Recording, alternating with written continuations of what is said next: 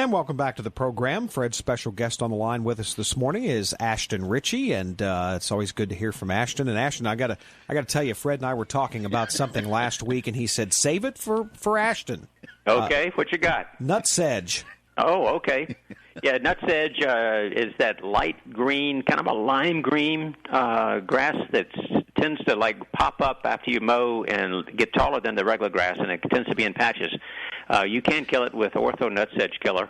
It might take a couple of applications, but you can spray that without hurting your good grass. But it's called nutsedge or nutgrass. But when you try to pull it out, it really doesn't get rid of it because it leaves behind these little bulbs in the soil, kind of like tulip bulbs.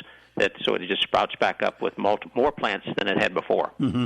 Ashton, I actually, fortunately it was in my neighbor's yard, but he had several significant patches, bigger than a dining room table is, and somewhat bigger than that.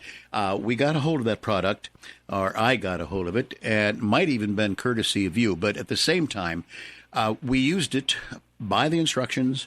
I don't remember the exact time of year, but it was a matter of a few days, and that rascal was gone. But it takes repeat treatments sometimes Yes. But yeah, it does a real good job of taking it out without hurting your good grass. This is the time of year where you got, we've talked about it's important to feed your lawn a couple of times this year. You might have some areas to seed, as we talked, but this is also a great time to do weed control. So when you're putting down your winter lawn food, if you've got weeds, then you might use a weed and feed as one of your feedings this fall. And I totally agree with that. And I've found, and I think it was you, again, maybe 4 or 5 years ago, I mentioned the violence that I was going to do to violets.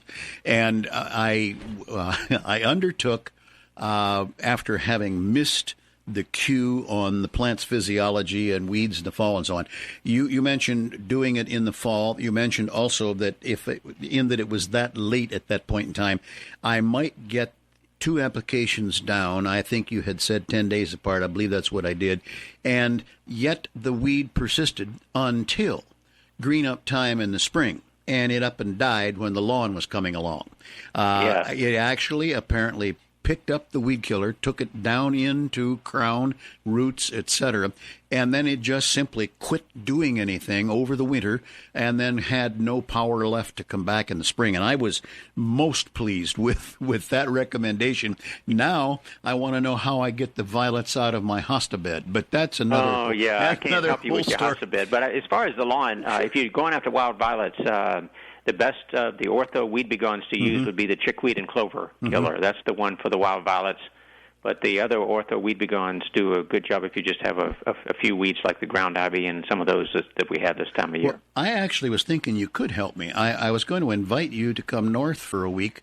I would water the lawn again ahead of time so the weeds were easy to pull, and you and I could chat while we're mutually on our hands and knees pulling those rascals. Well, I'm great at supervising. I'm not sure about the hands and knees part, but well, I think you and I have both moved into a supervisory position, which we've earned the right to do at this point. Absolutely.